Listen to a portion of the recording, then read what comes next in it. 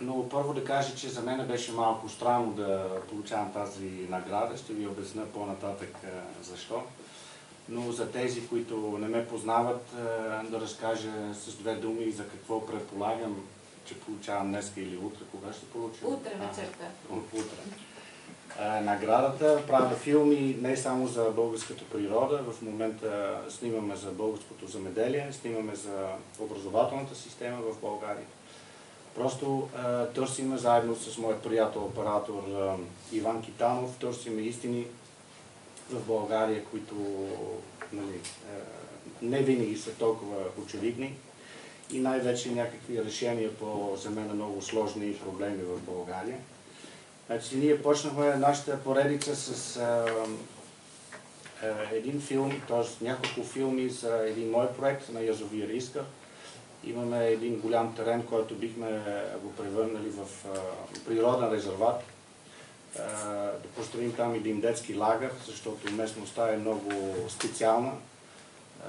На това място влива река Искър в язовира и там преди години имаше едни много големи блатисти зони. Много важно за цялата екосистема на язовира. И край него се сблъснахме с един куп, може би типично за България, проблеми. Един решил да ни прецака работата с един вец, да ни спира водата, като знаете за влажни зони водата е най-важното. Това не беше специално за нас, ама 5 км по-нагоре по течение община Самоков реши да построи някакво сметище чудовище, ще го видите в моите филми. И въобще беше голям екшен, беше интересно, открихме много истини за българската действителност. И втората поредица, която съм приключил, беше за горите. Там няма нужда много да обяснявам, всичките знаете, че в българските гори положението е доста страшно. И пак ви казвам, в моя сайт My New Homeland ще намерите 4 или 5 филма, които правихме за горите. Сега аз по принцип, въпреки че съм като протестираща личност, един вид, по принцип съм си много позитивно настроен за България. Мисля, че България има страхотен потенциал. Един ваш колега Венко Добрев от успелите.com, много талантлив журналист, в моя чест тази сутрин публикува една статия, където разказваме и по-положителни неща, така че не са само лоши новини. Но какво ни се случва и за какво ми е малко странно, че днес ще ми връча тази награда. Когато снимахме с Иван за сметището в Самоков, което сметище беше буквално паметник на всичко лошо, което може да се случи в една община. Между другото и това министерство, добре, че каза, че вие нямате нищо общо с това министерство, имаше дебел пръст в тази работа.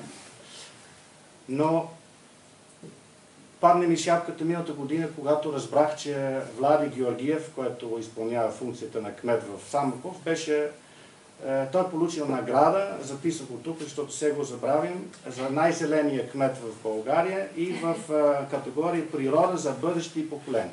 Не в нашия конкурс. Да, не беше във вашия конкурс, да.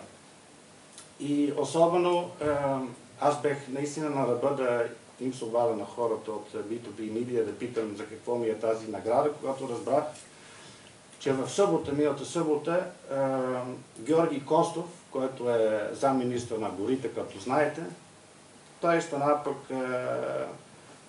замминистър на годината за 2016, за всичко, което върши той в горите. Бих казал, че Георги Костов самия е най-голямата дружка на всичките вандали в българската гора, общо взето.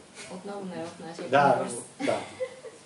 И именно това беше голямата разлика. Аз в неделя взех да мисля за всичките тези зелени награди и разбрах де-факто, че тези награди, които са ги били връчили на Георгиев и на Георги Костов, замминистра, де-факто са от сорта, че единия комсомолски секретар поздравява другия.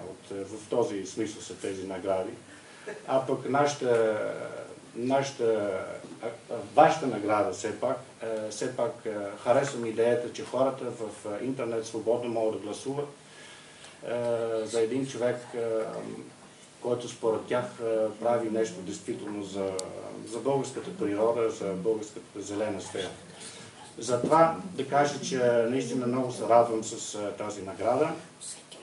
Много благодаря на B2B Media, на всичките хора, които са гласували за мен в интернет и много ще се радвам утре да получа самата награда.